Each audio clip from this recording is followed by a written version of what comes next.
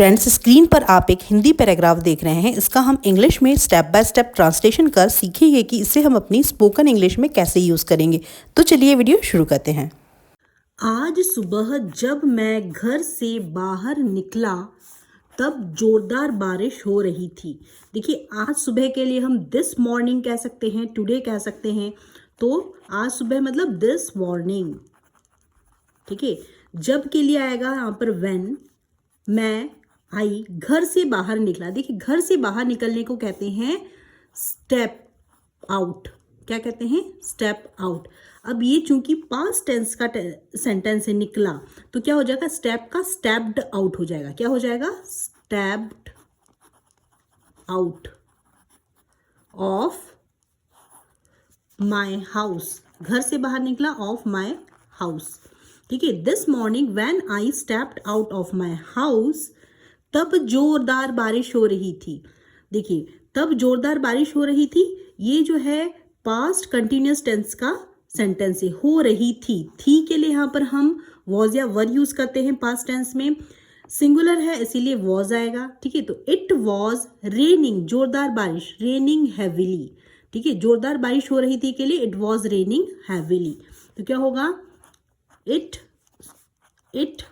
Was raining, rain में I N G लग जाएगा। It was raining heavily, heavily मतलब जोरदार, ठीक है। So whole translation will be this morning when I stepped out of my house it was raining heavily. देखिए, इसे अपनी स्पोकन इंग्लिश में इस पूरे पैराग्राफ को हम कैसे यूज करेंगे, इसे हम सीखेंगे। जैसे कि हम सेंटेंस बनाते हैं ना, आज सुबह तेज बारिश हो रही थी, it was raining heavily this morning, ठीक है। या फिर जैसे कहते हैं, मैं घर से बाहर निकल ही रहा था कि बारिश शुरू हो गई। मैं घर से बाहर निकल ही रहा था कि बारिश शुरू हो गई। I was just stepping out of the house when it started raining, ठीक है। तो व्हेन इट स्टार्टेड रेनिंग मतलब मैं बस निकल ही रहा था और बारिश शुरू हो गई। तो इस तरीके के सेंटेंस को अपनी स्पोकन इंग्लिश में इनकॉर्पोरेट करें। देखते ही देखते सड़कें पानी से भर गई और जगह जगह लंबा ट्रैफिक जाम लग गया। देखिए, पूरा डेली यूज का सेंटेंस है, हम अपने कन्वर्सेशन में यूज करते हैं स्पोकन इंग्लिश में।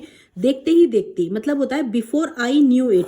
इसके लिए हम, ये एक्सप्रेशन है जिसे नेटिव स्पीकर यूज करते हैं। तो क्या कहेंगे हम इसे? बिफोर आई न्यू इट, मतलब मुझे जब पता चला, या कहते हैं ना, इसके तो देखते ही देखते ऐसा हो गया। बिफोर आई न्यू इट, ठीक है। देखते ही देखते बिफोर आई न्यू इट सड़कें पानी से भर गई।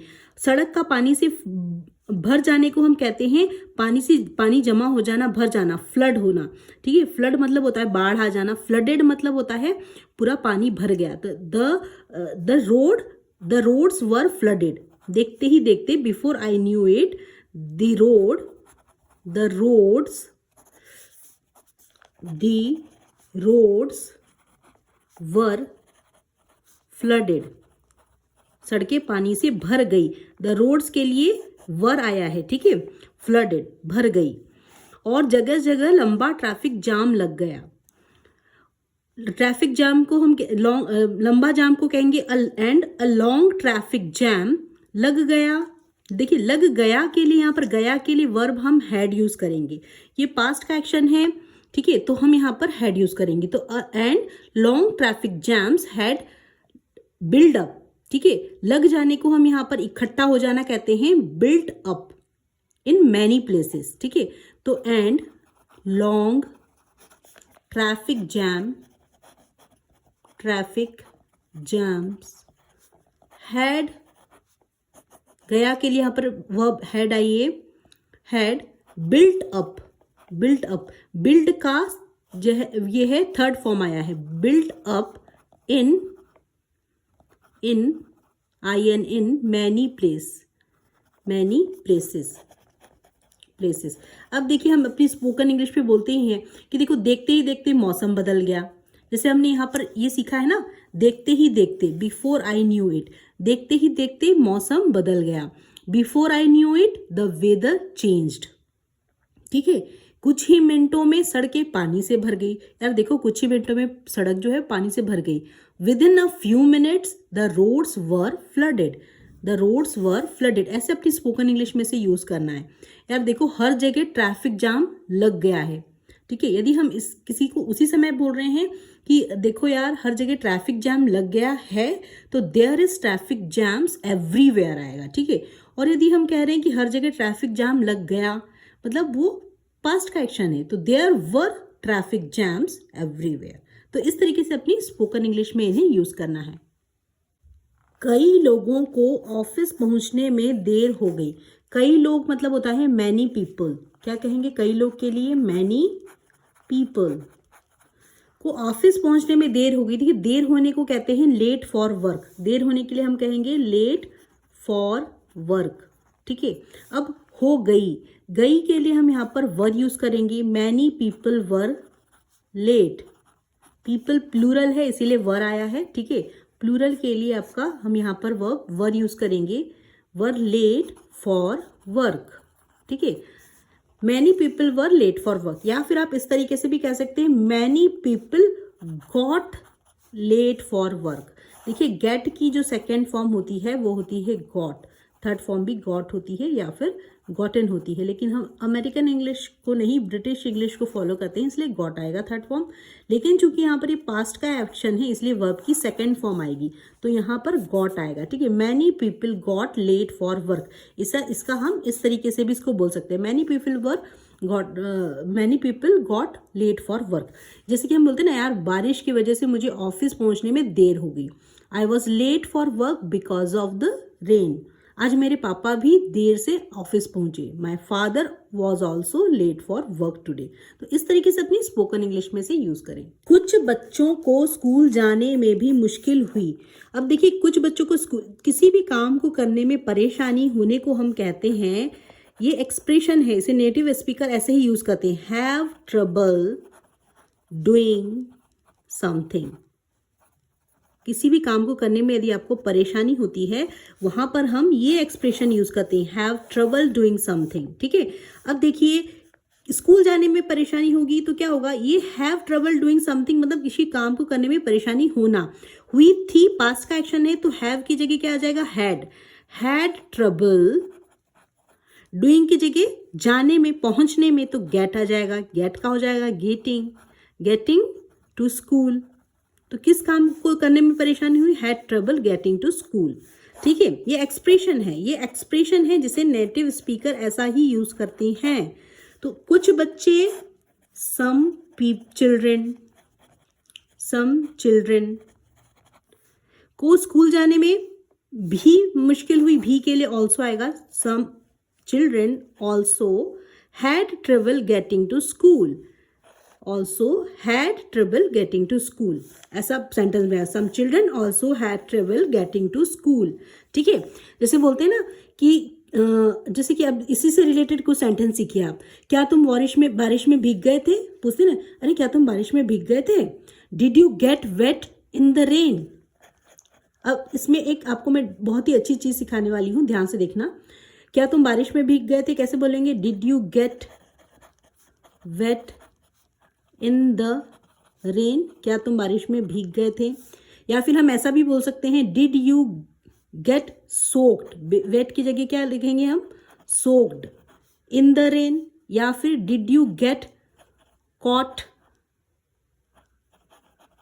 इन द रेन। ठीक है, ये तीनों में से आप कब यूज करेंगे कौन सा, अब हम यहां पर देखते हैं। ठीक है, गेट वेट जब हम यूज करते हैं इसका मतलब थोड़ा या हम सामान्य रूप से जो भीग जाते हैं ना वहां पर हम यूज करते हैं। अब जैसे किसी ने पूछा did you get wet in the rain, यदि आप हल्का भीग गए हैं वहां पर आप गेट वेट यूज करें, तो आपका क्या जवाब होगा, या I got wet because I forgot my umbrella. क्या कहेंगे आप, या I got wet because I forgot my umbrella. हाँ मैं भीग गया था क्योंकि मैं छाता लेना भूल गया था। ठीक है, अब देखिए did you get soaked in rain कब कहेंगे, जब आप पूरी तरीके से भीग जाते हैं। जब आप पूरी तरीके से भीग जाते हैं ना तब हम गेट सोक्ड यूज करते हैं। आई got soaked on my way home, मैं पूरी तरीके से जब मैं आ रहा था रास्ते में तो मैं पूरी तरीके से भीग गया बारिश में। ठीक है, I got soaked on my way, on by में मतलब जब मैं घर लौटते समय। ठीक है, घर लौटते समय, ऑन माई वे, घर लौटते समय मैं पूरी तरीके से भीग गया। ठीक है, अब कोई कहेगा did you get caught in the rain. अब ये बहुत ही नेचुरल था, एकदम से आप जा रहे हैं और अचानक से बारिश में आप फंस गए। अचानक बारिश में फंस जाने के लिए हम कहते हैं did you get caught in the rain. हमेशा याद रखें डिड के बाद में हमेशा वर्ब की फर्स्ट फॉर्म ही आती है, इसीलिए यहाँ पर डिड के बाद में गेट आया है। ठीक है, did you get caught in the rain. देखिए तो क्या हो जाएगा, we got caught in the rain while walking home. हाँ, मैं मतलब जब वापस घर से चलकर आ रहा था, वहाँ से आ रहा था घर पहुँचने के लिए, तो वहाँ पर मैं भीग गया, एकदम अचानक से बारिश आई और मैं भीग गया। We got caught in the rain while walking home, while walking, घर लौटते समय, वॉकिंग होम। ठीक है, चल के आ रहा था तब मैं भीग गया। अब देखिए, क्या तुम अचानक बारिश में फंस गए थे? हाँ, did you get caught in the rain, मैं पूरी तरह से भीग गया था। अब मैं पूरी तरह से भीग गया को कैसे कहेंगे, I got completely soaked, I got completely soaked. अब जैसे कहते हैं ना, लकीली मेरे पास में छाता था, luckily I had an umbrella with me. अब कोई दुख मनाती, काश मैं रेनकोट लेकर आया होता। I wish I had bought my raincoat. Bought इसीलिए आया, हैड के साथ में वर्ब की थर्ड फॉर्म ब्रिंग का बॉट होता है, ब्रिंग का ब्रॉट होता है, तो इसीलिए वर्ब की थर्ड फॉर्म ब्रॉट आई है। आई wish I had brought my raincoat. अब देखो, कभी कभी ये वाला सेंटेंस भी हम बहुत यूज करते हैं। जब बहुत तेज बारिश होती है ना फ्रेंड्स, तो हमको कुछ दिखाई नहीं देता, तो वहाँ पे हम बोलते हैं ना, बारिश इतनी तेज थी कि मैं कुछ भी नहीं देख पा रहा था। तो कैसे कहेंगे, the rain was so heavy that I could hardly see anything. I could hardly see anything. Hardly see मतलब मुश्किल से ही नहीं पा रहा था। ठीक है, तो the rain was so heavy मतलब बारिश इतनी ज़्यादा तेज थी दैट कि मैं मुश्किल से कुछ भी देख नहीं पा रहा था। आई कुड हार्डली, मुश्किल से हार्डली सी एनीथिंग, ठीक है। तो इस तरीके से इस सेंटेंस को भी अपनी स्पोकन इंग्लिश में इनकॉर्पोरेट करें। मौसम विभाग मतलब होता है द वेदर डिपार्टमेंट ने लोगों को बिना ज़रूरत घर से बाहर न निकलने की सलाह दी है। अब देखिए, मौसम विभाग को हम कहेंगे दी वेदर, मौसम को हम वेदर कहते हैं, विभाग के लिए हम डिपार्टमेंट यूज़ करेंगे, डिपार्टमेंट, ठीक है। तो द वेदर डिपार्टमेंट, सलाह देने को हम कहते हैं एडवाइस दी है, हैज़ एडवाइज्ड, एडवाइज का क्या हो जाएगा थर्ड फॉर्म, एडवाइज्ड, ठीक है, ADVISED, advised. The weather department has advised, क्या एडवाइस दी है, घर से न निकलने की, मतलब जब तक आपको कोई ज़रूरत न हो आप बाहर न निकले। इसके लिए नेटिव स्पीकर एक एक्सप्रेशन यूज़ करते हैं और वो एक्सप्रेशन है अनलेस इट इज़ नेसेसरी। क्या है, अनलेस इट इज नेसेसरी। मतलब जब तक आपको ज़रूरत नहीं है आप बाहर ना निकलें, जब तक ज़रूरत ना हो, इसका मतलब होता है जब तक ज़रूरत ना हो। तो the weather department has advised people not to go out, घर से बाहर ना निकलना, न जाना, मतलब पीपल, लोगों को कहा है यहाँ पर, एडवाइज्ड पीपल को एडवाइस दिया है, लोगों को एडवाइस दिया है, PEOPLE, people, not to go out, बाहर न निकलें। कब, अनलेस इट इज नेसेसरी, जब तक कि आपकी जरूरत ना हो, अनलेस इट इज नेसेसरी, ठीक है। तो whole translation will be the weather department has advised people not to go out unless it is necessary. मौसम की ताज़ा जानकारी पर नज़र रखने की सलाह दी है, और मौसम विभाग ने क्या है, मौसम की ताज़ा जानकारी पर नज़र। अब देखिए, किसी के ऊपर नज़र रखना मतलब होता है, यहाँ पर हम ईडियम यूज़ करते हैं, ईडियम है कीप एन आई ऑन, मतलब किसी के ऊपर नज़र रखना। जैसे हम कहते हैं ना, can you please keep an eye on my bag, I am coming in 1 minute, ठीक है, मैं 1 मिनट में आ रहा हूँ, प्लीज़ क्या आप मेरे बैग के ऊपर नज़र रख सकते हैं, ठीक है, can you keep an eye on my children, I am just coming, ठीक है, my child I am just coming back, ठीक है। तो ऐसे ही ईडियम हम कीप एन आई ऑन का मतलब होता है किसी के ऊपर नज़र रखना, ठीक है। तो हम यहाँ पर क्या कहेंगे, मौसम की ताज़ा जानकारी, they have also advised people to keep an eye on the latest weather updates. तो क्या होगा, they have also advised people to keep an eye on the latest update मतलब ताज़ा जानकारी, latest weather updates, ठीक है, DATES dates, ठीक है, update UPDATES updates। हालांकि कुछ लोगों ने इस सुहावने मौसम का भरपूर आनंद भी लिया। देखिए हालांकि के लिए हम यूज करेंगे however। अब देखिए भरपूर आनंद लेना, ये यहाँ पर हम एक ईडियम यूज करेंगे, ठीक है। इस ईडियम को हम कहते हैं, भरपूर आनंद लेने को हम कहते हैं मेक द मोस्ट ऑफ। अब देखिए इससे आप कैसे अपनी स्पोकन इंग्लिश के सेंटेंसेस बना सकते हैं। ईडियम है आपका मेक द मोस्ट ऑफ, इसका मतलब होता है भरपूर आनंद लेना, ठीक है। जैसे हम कहते हैं ना, हमने बारिश का भरपूर आनंद लिया, वी मेक की जगह लिया, आनंद लिया, पास्ट हो गया, तो मेक की सेकेंड फॉर्म मेड होती है।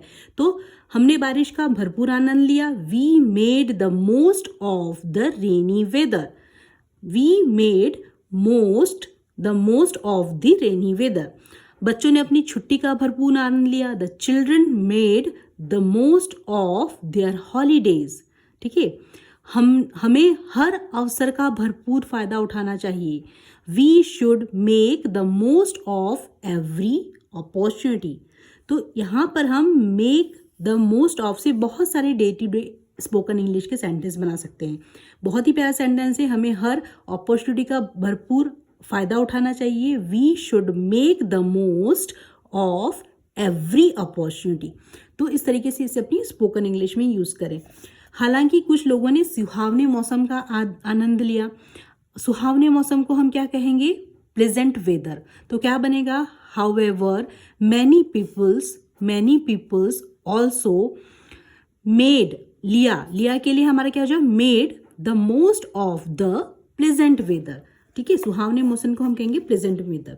तो however many people also made the most of मतलब भरपूर आनंद लिया, made the most of the pleasant weather, आप भी एक सेंटेंस बना के मुझे कमेंट सेक्शन में कमेंट कर सकते हैं, ठीक है।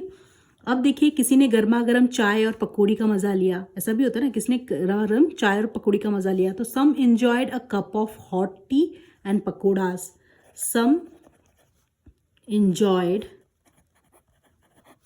अ cup of hot tea with pakoras. कुछ बच्चे बारिश में भीगते हुए खेलते रहे, some children kept playing in the rain, ठीक है, या फिर some children had fun playing in the rain, ये भी हो सकता है। तो some children kept playing in the rain, कुछ बच्चों ने बारिश में भीगते हुए खेलते रहे। सम चिल्ड्रन हैड फन मतलब मजा लेना, हैड एंजॉय करना, had fun playing in the rain, ठीक है, उन्होंने बारिश में खेलते हुए मजा लिया। Some children had fun playing in the rain. लेकिन बारिश के मौसम में हमें लापरवाही नहीं करना चाहिए। देखिए लापरवाही करने को हम कहते हैं केयरलेस। क्या कहते हैं हम उसे, केयरलेस। मतलब केयर मतलब होता है किसी परवाह करना, केयरलेस मतलब लापरवाही, ठीक है। तो नहीं करनी चाहिए, मॉडल वर्ब शुड आएगा, but we should never be careless during the raining season. बारिश के मौसम को कहेंगे rainy season. But we should, modal verb we should never be, होना चाहिए, बी मतलब होना चाहिए, नहीं होना चाहिए, नेवर बी मतलब नहीं होना चाहिए केयरलेस ड्यूरिंग, के दौरान, कब, द रेनी सीजन, ठीक है। हमेशा छाता या रेनकोट साथ रखना चाहिए। छाता रेनकोट को साथ रखने को हम कहते हैं हमेशा किसी छाता और चीज को कैरी करना, ठीक है। तो we should always carry an umbrella और अ रेनकोट। वी शुड रखना चाहिए, शुड मॉडल वर्ब आएगा।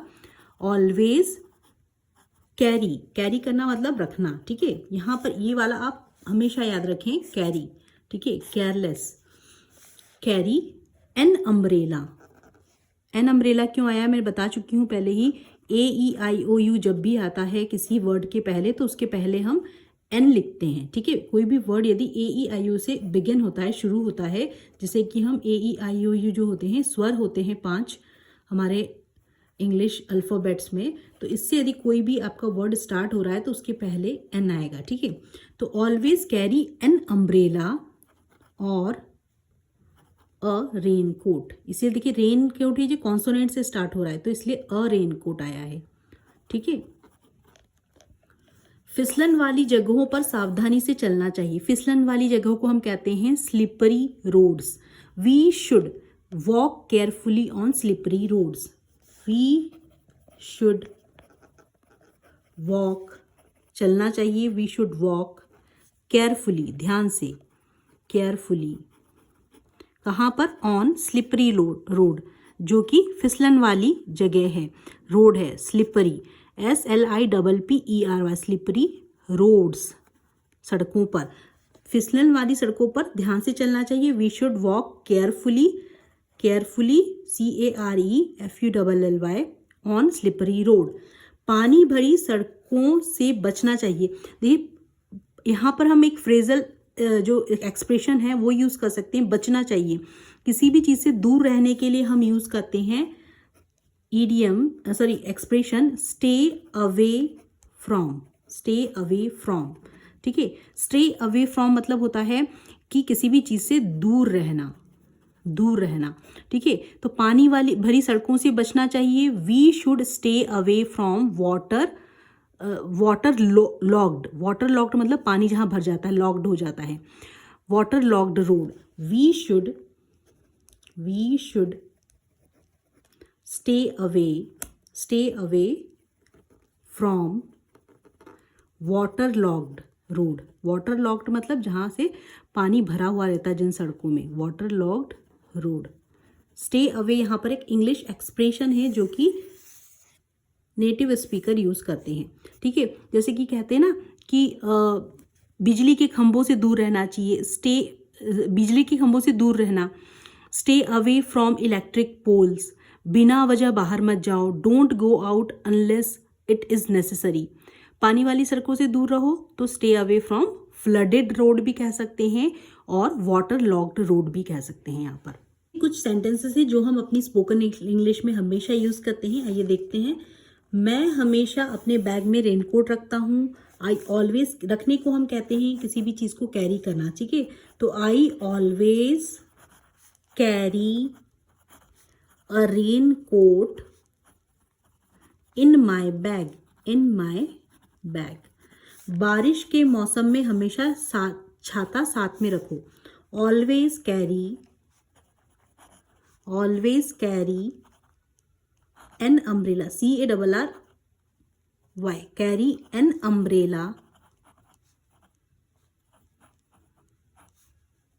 अम्ब्रेला साथ रखो ड्यूरिंग द रेनी सीजन, बारिश के मौसम में, ड्यूरिंग द रेनी सीजन, ठीक है।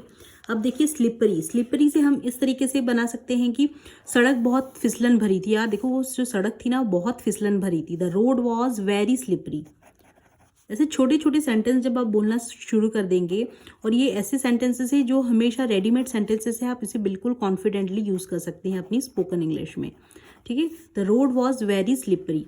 फिसलन वाली जगह पर ध्यान से चलो, धीरे से चलो ना। देखो फिसलन वाली जगह पर ध्यान से चलना, धीरे से चलना, तो क्या कहेंगे, walk carefully on slippery road. Walk carefully on slippery road. तो यहाँ पर आप कॉन्फिडेंटली इन सारे सेंटेंसेस को यूज़ कर सकते हैं, ठीक है। अब देखिए, ऐसा बोलते ही हम बारिश के मौसम में, देखो आज मौसम कितना सुहावना है, चलो चाय पीते हैं। तो सुहावने मौसम को हम कहते हैं प्लेजेंट वेदर, ठीक है। The weather is so pleasant, the weather is so pleasant, the weather is so pleasant today, चलो चाय पीते हैं। Let's have a cup of tea, let's have मतलब पीना, let's have a cup of tea, ठीक है। आप जैसे कहते हैं मुझे बारिश में टहलना बहुत पसंद है, I love taking a walk in the rain, I love taking a walk in the rain, in the rain.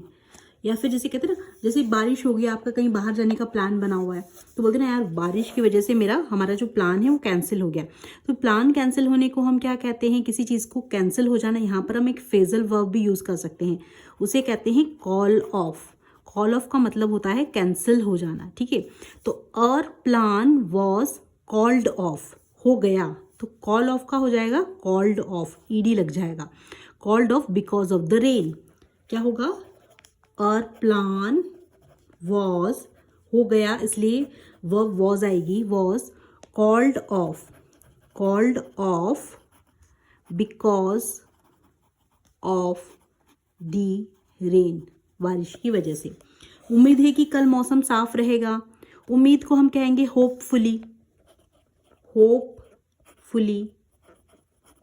मौसम साफ रहेगा, the weather will be clear tomorrow, the weather will be clear tomorrow, the weather will be clear tomorrow, ठीक है। सो ये sentences हैं जिन्हें आप अपनी स्पोकन इंग्लिश में यूज़ करें। फ्रेंड्स, ये कुर्ता मैंने लिया है फ्लिपकार्ट से और इसका कलर बहुत ही प्यारा है और बहुत ही सुंदर लग रहा है। तो मैंने लिंक आपको डिस्क्रिप्शन में भेज दिया है, वहाँ पर आप बहुत सारी क्वालिटी के डिफरेंट वैरायटीज़ के कुर्ते हैं, आप वहाँ से बाय कर सकते हैं। देखिए, चूँकि मुझे स्लीवलेस नहीं पहनना था तो मैंने यहाँ से एक बहुत ही प्यारा श्रग ऑर्डर किया है और ये जो है जीन्स के कपड़े का है, मटेरियल बहुत ही जो है स्मूथ है और रिजनेबल रेट में है। तो ये पहनने के बाद बहुत ही प्यारा लग रहा है ये। तो देखिए, आप इसे भी, मैं इसका जो लिंक है मैं आपको डिस्क्रिप्शन बॉक्स में आपको भेज देती हूँ, तो आप इसे भी वहाँ से बाय कर सकते हैं। So friends, if this video add any value in your English learning journey, please do subscribe my channel and don't forget to hit the bell icon, जिससे कि मुझे आपका प्यार और मोटिवेशन मिलता रहे और मैं आपके लिए लाती रहूँ इसी तरह की यूजफुल इंग्लिश कंटेंट की videos. So thanks for watching my videos. Keep learning, keep practicing, keep watching my videos. Thanks for watching my videos.